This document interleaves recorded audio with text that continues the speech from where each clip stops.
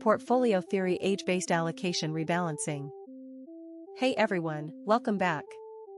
Over this series, we've covered a lot of ground. Money history, central banks, inflation, the 2008 crisis, the COVID bubble, rate hike cycles, asset class data, NISA, and the strategies of the ultra-wealthy. Today is where all of that becomes practical. How to actually construct and maintain a portfolio that works for your situation, your age, and your psychology. We'll cover the portfolio theory framework that matters for implementation, not the math, the decision logic. We'll build an age-based allocation roadmap with concrete numbers. We'll explain rebalancing in full. And we'll close with what behavioral finance research says about why most investors fail, not because of bad theory, but because of themselves. Let's go. Everything in portfolio theory reduces to one practical insight. You can reduce risk without proportionally reducing return by combining assets that don't move together. The everyday analogy. Imagine owning two businesses, one sells ice cream, profits in summer, one sells hot chocolate, profits in winter. Individually, each has volatile earnings. Combined, revenues smooth across the year. You reduced risk by combining two businesses whose cycles don't overlap, not by improving either one. The investment application. Equities perform well in expansions, poorly in recessions. Government bonds tend to perform well in recessions, when central banks cut rates and investors seek safety.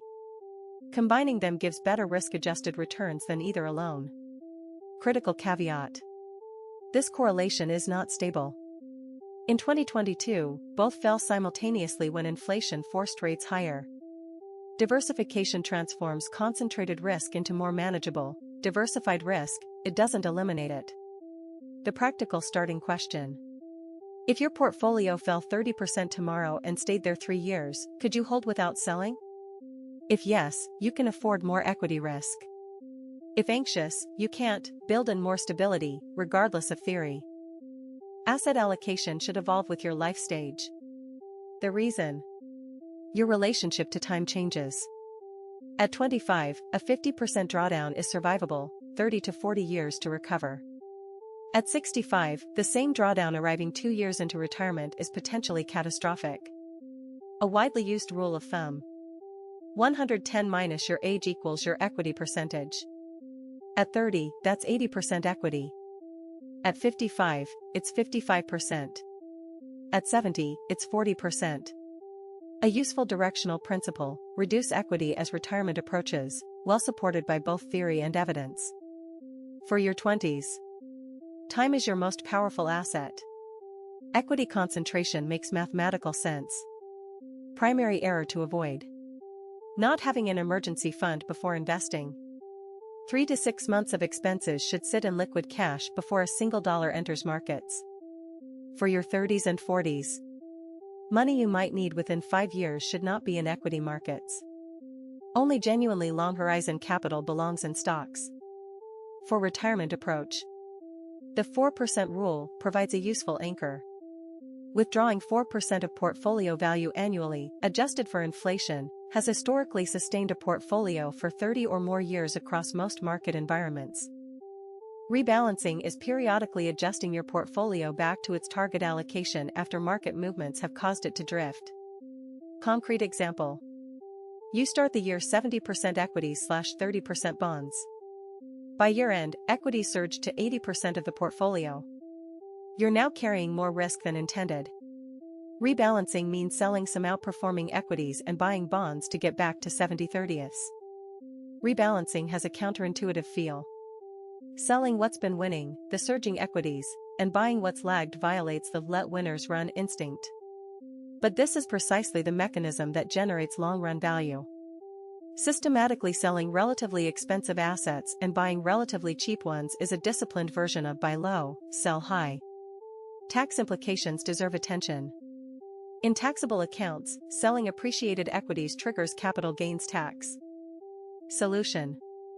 Prioritize rebalancing in tax-advantaged accounts, ISAs, Roth IRAs, 401ks, where no tax applies. In taxable accounts, direct new contributions toward underweight assets to rebalance without selling. After absorbing portfolio theory, many investors make the same mistake. they overcomplicate. 15 fund positions, tactical adjustments, thematic funds. More complexity, more decisions, typically, worse outcomes. The 3-fund portfolio achieves genuine diversification. A global equity index fund, thousands of companies across all major markets, a global bond index fund, stability and equity hedge, and cash or short-term government securities, emergency buffer. Adjust the ratio to match your age and risk tolerance, and you're done. For maximum simplicity, a single balanced fund maintaining a fixed allocation like 60-40 through internal rebalancing removes all decisions. The trade-off is a slightly higher expense ratio. For many investors, this is the right trade. The small additional cost is worth removing all temptation to tinker. Bottom line on portfolio design. Choose the simplest portfolio you actually understand, that you can hold without panic in a crisis, and that costs the least in fees. Those 3 criteria will take you further than any sophisticated optimization. The uncomfortable truth. The gap between what investment strategies return and what the average investor earns from those same strategies is large and persistent. Studies show investors underperform the funds they hold, sometimes by 1 to 2% annually, because of the timing of their buy and sell decisions. Daniel Kahneman's prospect theory. Humans experience losses approximately twice as intensely as equivalent gains. A $1,000 loss hurts roughly as much as a $2,000 gain feels good. This asymmetry creates systematic loss aversion that overwhelms rational investment behavior. Recency bias amplifies this. Rising markets feel like they'll rise forever, so investors buy at elevated valuations. Falling markets feel like they'll fall forever, so investors sell at depressed valuations. Both are the opposite of what long-run wealth accumulation requires. The solution the data supports. Systematic, rule-based investing that removes discretion. Set your allocation in advance. Set your contribution amount in advance. Set your rebalancing trigger in advance. Then follow the rules, particularly when emotional pressure to deviate is highest, which is precisely when following them matters most. Asset allocation is the most important investment decision you make. Studies show it accounts for over 90% of long-run portfolio return variance. The specific securities matter far less than the allocation across asset classes. Simplicity beats complexity in practice. 3 funds, clearly understood, consistently maintained, with annual rebalancing, this portfolio will outperform most complicated alternatives over a long horizon, primarily because it's sustainable. You won't abandon it. The enemy is not the market, it's your own behavioral responses to the market. Selling in panics. Buying in manias. Delaying the start. Abandoning the plan. These behaviors explain most of the gap between what investments return and what investors actually earn. Start. Keep it simple. Rebalance once a year. Don't sell in a panic. Increase contributions when markets fall. Do this for 20 or 30 years, and the mathematics of compounding will do the rest. Thank you for following this series. A subscribe and like makes a real difference. See you next time. Thank you so much for watching until the end. If you have any questions or comments, feel free to leave them below. We're also looking for topics you'd like us to cover next, so let us know. Don't forget to subscribe and hit the like button if you enjoyed this video. Don't miss the next episode.